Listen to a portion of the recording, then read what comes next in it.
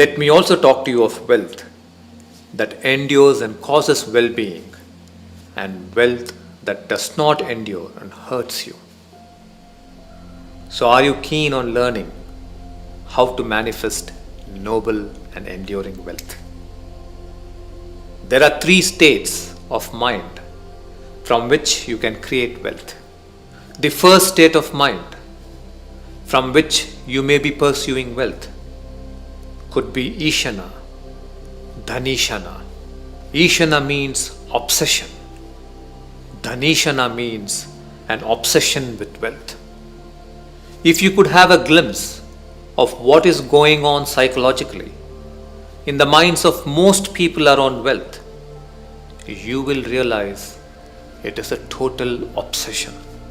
They're all the time either wanting more of it and fearing that they have less of it. It is a continuous dance between desire and worry. This is not a state from which noble and enduring wealth ever gets generated. Your dhanishana or obsession for money communicates a wrong signal to the universe. Your worry sends a negative signal to the universal consciousness and draws problems to yourself. Even if you made money, it will leave you in painful ways and not grow in joyful ways. The second state of mind is vikalpa. In a vikalpa state of mind, you are caught in the grip of daydreams. You are wandering endlessly in fantasies of the pleasures you would engage in if you had all the money you wanted. You are lost in projections of showing off your wealth to your family, to your competitors, and proving them wrong. When you indulge endlessly in vikalpa state of mind, you constantly daydream about the future with you at the center. The other side of the vikalpa state of mind is fear. Fear kicks in too. You will be alternating between daydreaming about money and being lost in fearful projections of failure and shame. What kind of signals do you think you will be sending the universe with fanciful and self-centered daydreams and projections filled with anxiety? Please think about it. It is only a very dull mind, a fearful mind, and a very ordinary mind that obsesses over money without ever having discovered a great purpose. The third state of mind from which wealth is created is sankalpa.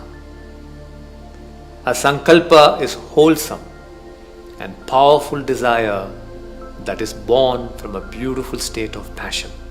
When you are filled with a passion to create beauty, well-being, happiness and goodness, your mind is a perfect ground for a sankalpa to emerge.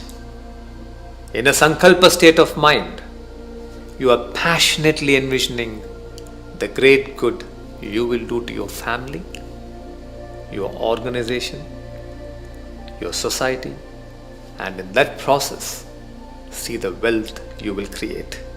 Now you may wonder why a spiritual teacher like me is teaching you about wealth creation.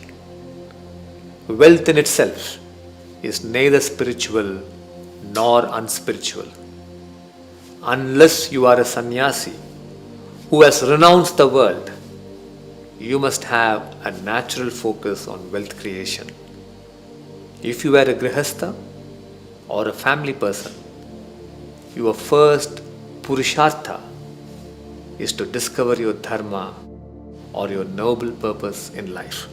Dharma is all about the contribution you want to make to society's well-being with your skills.